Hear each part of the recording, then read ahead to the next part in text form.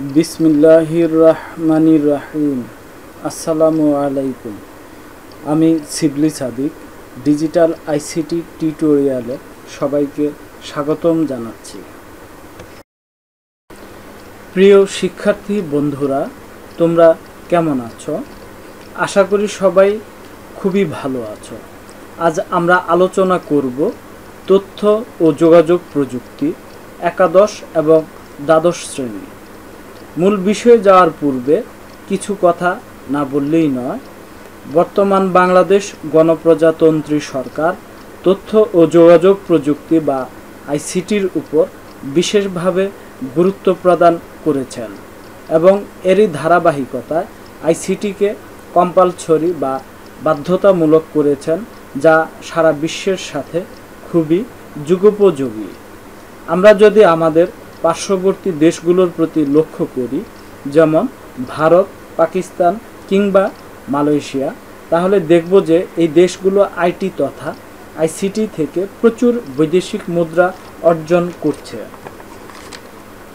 এবং এই বৈদেশিক মুদ্রার অর্জনে আপামর দেশের অর্থনৈতিক কাঠামো দিনে দিনে অনেক দৃঢ় হচ্ছে।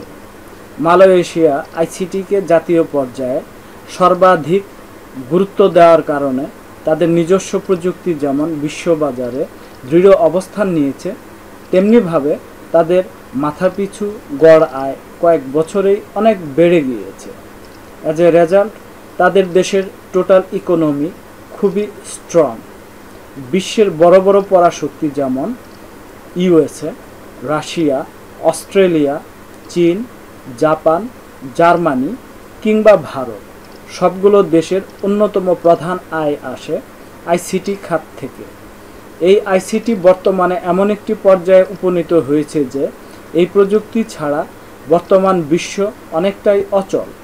অফিস, আদালত, ঘরে বাইরে কোথাও যেন তথ্য ও যোগাযোগ প্রযুক্তি ছাড়া আমরা স্বাভাবিক জীবনযাপন করতেই পারছি না। এই প্রযুক্তির কারণে সারা বিশ্বটাই যেন সবার খুবই চেনা জানা পরিচিতির ভিতর চলে এসেছে। ফলে আপামর বিশ্বায়নে লেগেছে নতুন সুবাতাস এবং এই সুবাতাস আমাদের এই সোনার বাংলাদেশেও পাচ্ছি। আর কথা না বাড়িয়ে আমরা এবার বিষয়ভিত্তিক আলোচনায় আসব।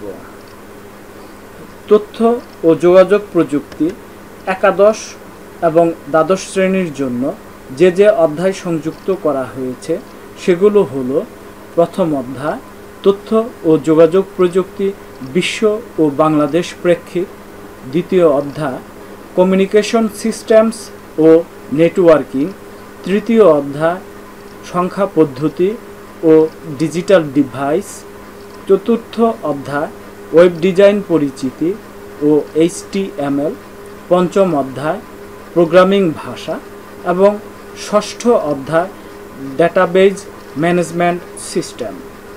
আমরা পর্যায়ক্রমে প্রতিটি অধ্যায় সম্পর্কে বিশদ ও ব্যাপকভাবে পরবর্তী টিউটোরিয়ালগুলো থেকে শিখব।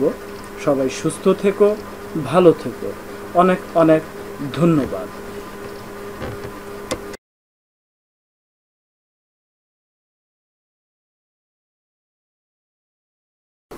প্রিয় শিক্ষার্থী বন্ধুরা, এ পর্বে আমরা শিখব বিশ্বগ্রাম বা গ্লোবাল ভিলেজ।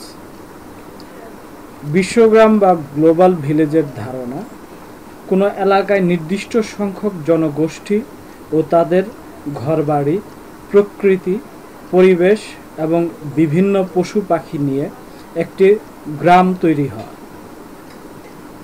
সারা বিশ্বেই এরকম গ্রামের অস্তিত্ব আছে। কয়েকটি গ্রামকে কেন্দ্র করে গড়ে ওঠে একটি শহর, আর অনেকগুলো শহর নিয়েই একটি জেলা গড়ে ওঠে। কয়েকটি জেলার সমন্বয়ই হলো একটি দেশ, আর অসংখ্য দেশের সম্মিলিত ভৌগোলিক অস্তিত্বই হলো এই বিশ্ব। বর্তমানে তথ্য ও যোগাযোগ প্রযুক্তির কল্যাণে এই সমস্ত বিশ্ব আজ যেন একেবারে হাতের মুঠোর ভিতর এঁটে দেওয়ার মতো ছোট হয়েছে। আমরা যদি একটু এভাবে চিন্তা করি, গোটা বিশ্বটা একটি গ্রাম এবং প্রতিটি দেশ হচ্ছে এই গ্রামের ব্যক্তি, যিনি একটি সমাজের প্রতিনিধি। তাহলে আমরা এই বিশ্বটাকে বলতে পারি একটি বিশ্বগ্রাম বা গ্লোবাল ভিলেজ।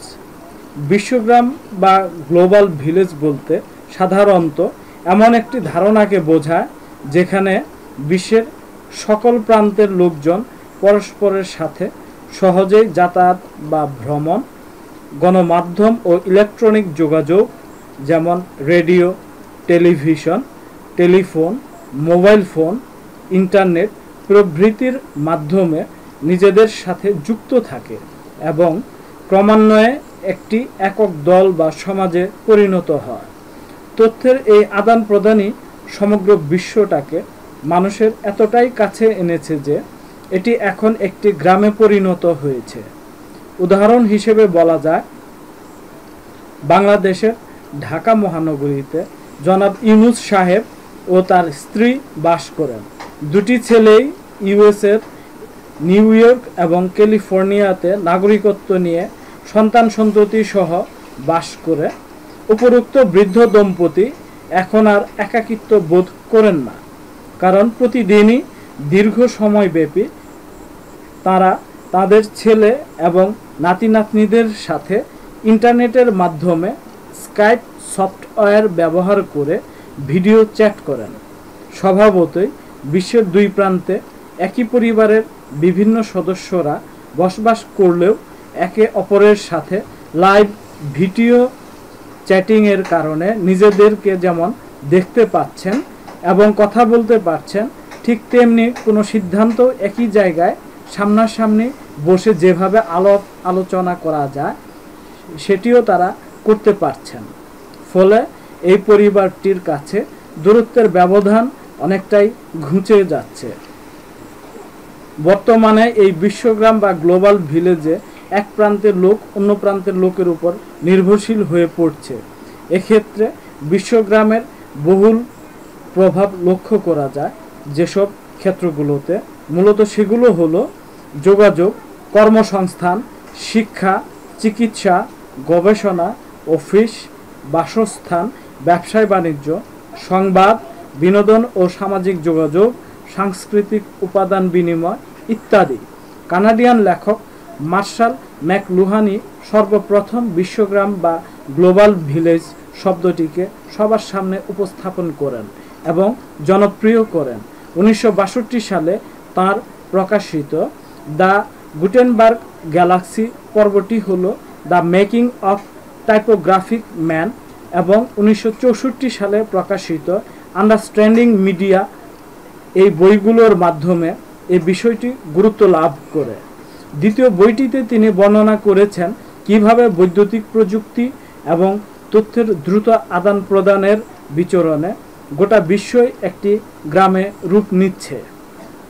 তার অন্তর্দৃষ্টি এতটাই সূক্ষ্ম এবং যুগান্তকারী যে তিনি বিশ্বগ্রাম বা গ্লোবাল ভিলেজকে একটি ইলেকট্রনিক নার্ভাস সিস্টেম হিসেবে অভিহিত করেছিলেন এবং এই সিস্টেম যে পৃথিবী নামক গ্রহটিকে দ্রুতগতিতে সমন্বিত করবে তা বুঝিয়েছিলেন।